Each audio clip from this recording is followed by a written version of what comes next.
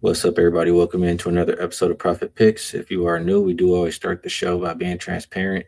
And no shows over the weekend, but I do know I've won 10 of my last 11 bets. And, you know, talking before the show with Vino and looking at the leaderboard, I know he's been doing pretty well himself. So, Vino, it's good to be back with you. How's everything been with you? How you doing today? Things are good, Skee. Things are good. This time of year, this summer, we don't have a heck of a lot to choose from, but we got the W.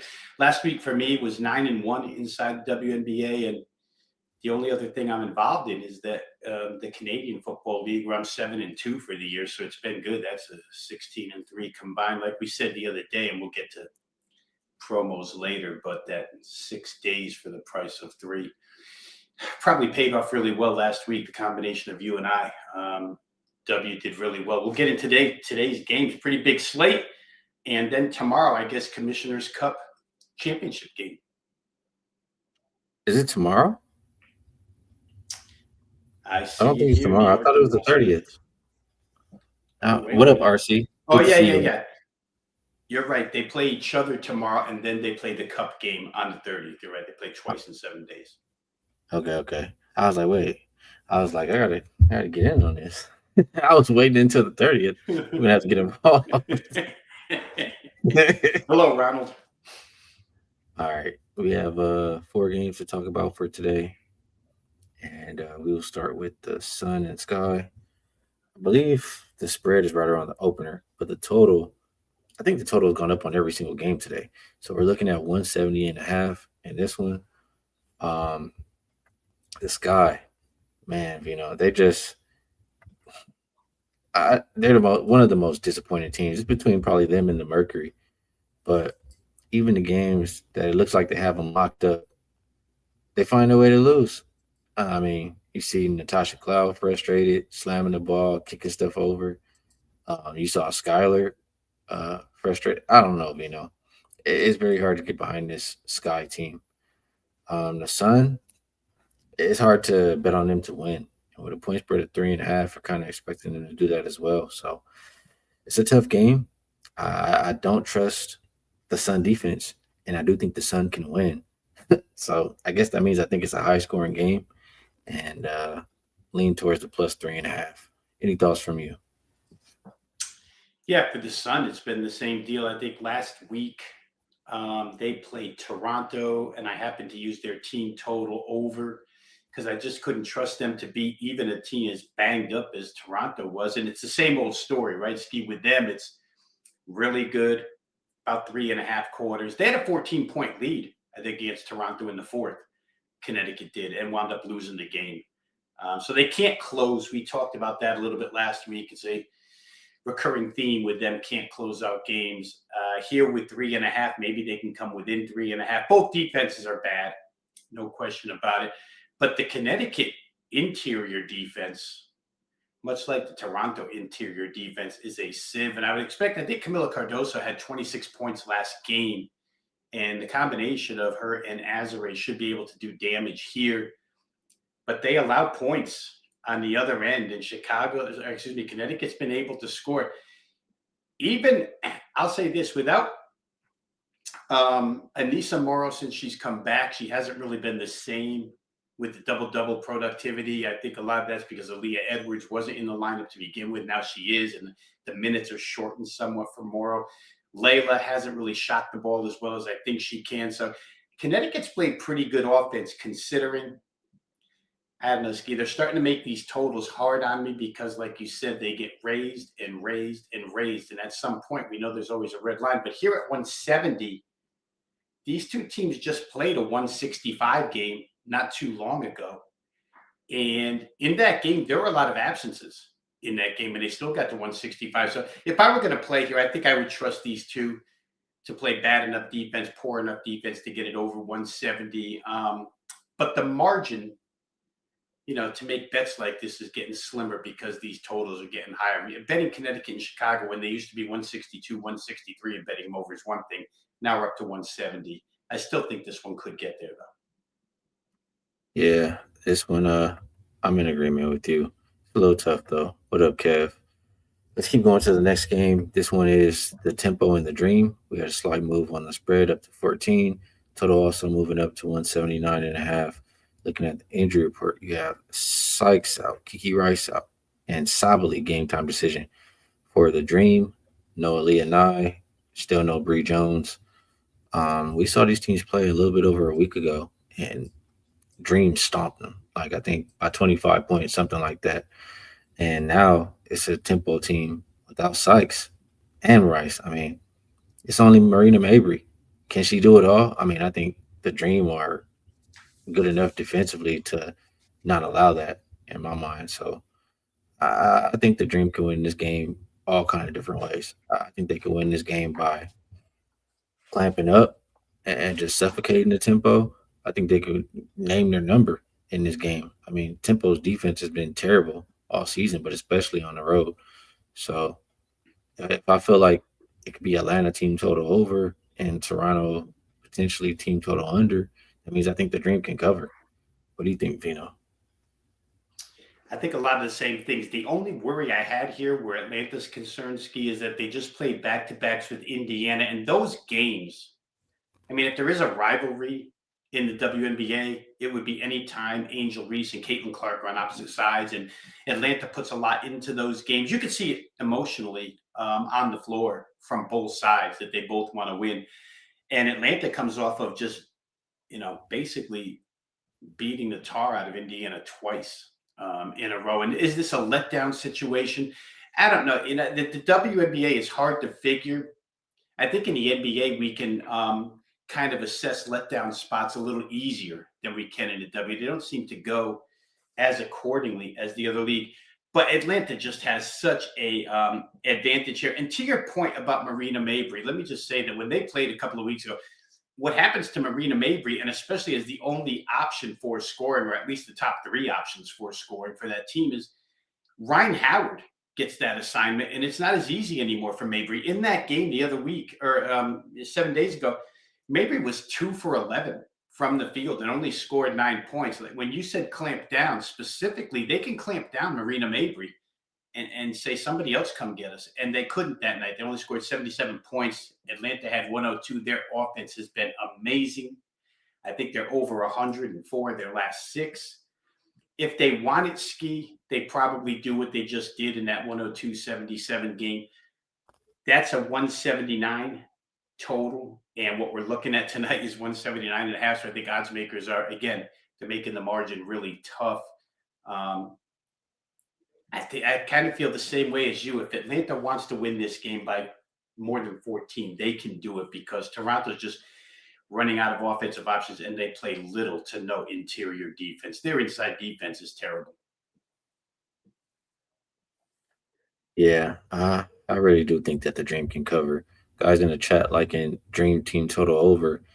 Yeah, I mean, when I see 96.5, 97.5, I think how do you say?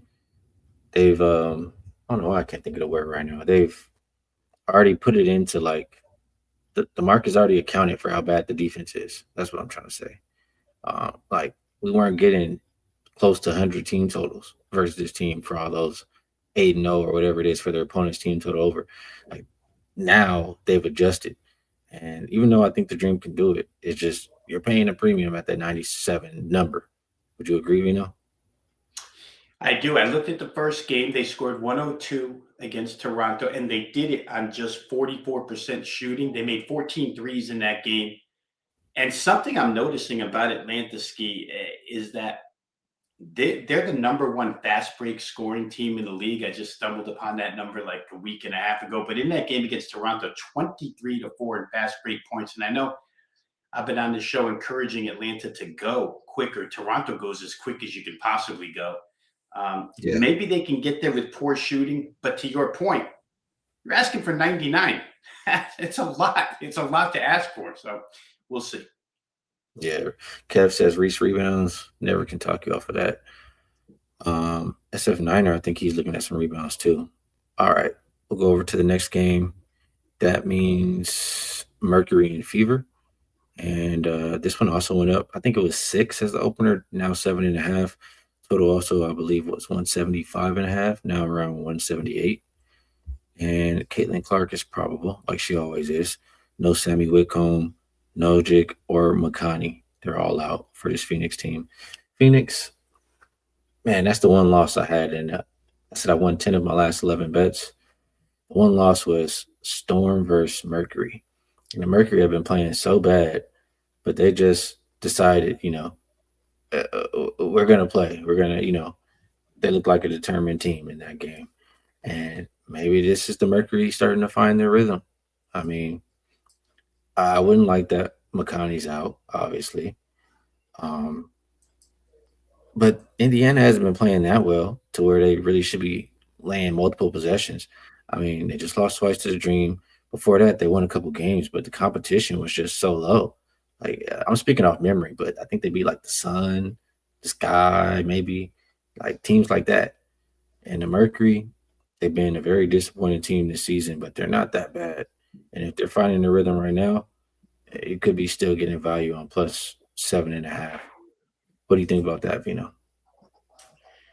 Well, I'll go to one of your standbys. If you can't get stops, we can't trust you as a favorite, especially in this range. And Indiana just can't get stops right now. You know how we talk so often about when Becky Hammond gets upset with the defense and Las Vegas responds. I don't know that Stephanie White could get upset anymore because there's just no defense to be played by Indiana.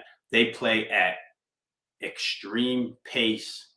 It's actually when they're at their best, so it's hard to ask them to play really good defense because the team is their best when they're running up and down the floor. They've scored over 100 points in 3 of their last 5. They've allowed over 100 points in 3 of their last 5. So, I looked at this total and then I went back to Phoenix. Phoenix has played 17 games this year. They've only gone over this number, the one they're showing us tonight, 177. Phoenix games have only gotten over 177 4 times in 17 games. However, the 4 times they went over, it was against fast paced off, twice against LA, which is basically a carbon copy of Indiana, all scoring, no defense. So twice against LA, once against Minnesota, where Minnesota just scored 111 by themselves because they're that good. And the other one, as I look here, because I forget, was against Toronto.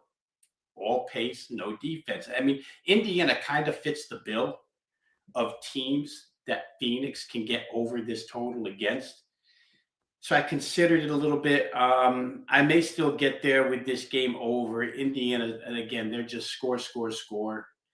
Even without McConney, maybe Phoenix can score enough. They did get to 93, like you mentioned the other day against Seattle, which, if they can get to 93 here, this game's going over 177, I'm pretty sure. So we'll see. It's not something that I bet yet. It's something I looked at. The other thing to note about this Skee is that these two teams play each other again 2 days from now on the same floor. Phoenix is going to be there for 2 in a back-to-back situation with a day in between. So again, sometimes we can counterpunch these things. Look at what happens in the first game, then figure it out and go some way in the second game. But if you were going to play tonight, I think Indiana Phoenix over might be a way to look, as well as Phoenix plus points. I agree. Indiana definitely has been playing up tempo, and the defense is just not where it should be. Dropping dimes, reminding us that the Fever have been good early in games. I think the Mercury have been too. I think, let's see, Mercury team total under 85.5. I disagree with that. Vino does obviously as well if he's liking Mercury and over. I just think that the Fever defense, I mean, they've given up that number 4 of their last 5 games. Mercury offense trending in the right direction, clearing this in 2 of their last 3. I think that Mercury could get there tonight. All right. Last game is Wings and Storm. And another one where it went up to 10. And the total also went up from 165.5, I believe, to 169.5. Looking at injuries, Alicia Clark is game time for the Wings. No Alana Smith, no Odyssey Sims. For the Storm, Horston, Izzy, and Mayer are out. Melbourne is game time decision. The Storm team is just hard to trust. I mean, I just don't trust them. One thing this Dallas team, I trust them to put up points. I think they can really name their number in this game. Um, their defense, I feel like they've been a solid defensive team too. Obviously, missing Lana Smith won't help, but Storm offense, they can be bad. I think the wings would be my bet or the over. Wings or wings team total, something like that maybe. What do you think here, Vino? Yeah, probably the game I had the hardest time with here today, Ski, but I don't disagree with anything you just said. Dallas, there's nights where that defense looks like it's an improved defense, and then there's nights where I think, well, they're just Dallas. Just gave up 92 to Chicago, barely won the game. Gave up 91 to Golden State in a big game a couple of nights ago. But then we saw them at home destroy Las Vegas, and that's maybe the best, arguably the best offense in the league. Held them to 66. So they have the potential. They have crushed Seattle once already this year. I remember the game specifically because I bet over in that game. Final score 79 to 56. They held Seattle to 56 points in that one, beat them by 23. They could probably do that again here. It's hard, I think, like you were saying, to make a case for Seattle. I mean, does home floor mean that much at Climate Pledge anymore? I'm not sure. Seattle's very erratic, and we've said it time and time again. They can't shoot. They just can't shoot, that team. So it's a game where Dallas could stretch the lead. I mean, even if they're only up 4 or 5 at half, you could see them winning by 11 or 12 and covering this number. Not having Alana Smith, and I'll tell you what, Alana Smith hasn't made that much difference in this team this year anyway. It's amazing to me that she hasn't been more impactful than after seeing how she played at Minnesota. But I guess for me it would probably be some form of Dallas too. It's too hard to trust Seattle. These games that we talked about today, Ski, either really bad defenses involved or some poor shooting teams involved. So I think Dallas is on the rise here up to -10. I guess I would have to look that way if I played. That's the game for today. So before we do get over there to the best bets, let's go ahead and put up the usual buy three, get three free. Comes out to 6 days for just $69. A good way to be involved with either Rob Vino or myself. And we told you guys earlier, I mean, last 7 days, what did Vino say? 9-1. And I believe I'm 8-1 the last 7 days. So if you're with us on that promo recently, eating pretty good. So Vino, anything else you would like to promote, feel free. And if you have a best bet for the show, we'd love to hear it. If you don't, all good. Yeah, I think we're good, Ski. Like you just said, WNBA is in pretty good form right now. I'll get right to the best bet segment. I'm going to do this today, Ski. Now, obviously, tomorrow there's one game. It's $5 Tuesday. I'll just prep the audience now. There won't be a best bet tomorrow. One game, $5 Tuesday. If we have a play, it'll be up for sale. So today, I would love to leave everybody a best bet, but I'll do this. I haven't played yet, and the theme on this show is if we don't bet it, we're not recommending it to anybody else. If you listen to the first 3 games that we analyzed, I'm real close on all 3. So again, we'll test listening skills. You can see where I'm leaning pretty strongly. So I'll leave you with those 3 strong leans. I don't know which of those I'll get to, but in some capacity, I'm going to play one of those 3 games. Yeah, on the Maybe. same note, I haven't bet yet. So I'm not going to give you something I haven't bet. But similar to what Vino said, I'm looking at the middle 2 games we talked about. Those are the games that I'm probably going to be firing on. So best of luck, everybody, on all your action. Vino, I always appreciate you breaking the games down with me. We'll do it again tomorrow, or we'll break the one game down tomorrow, I guess.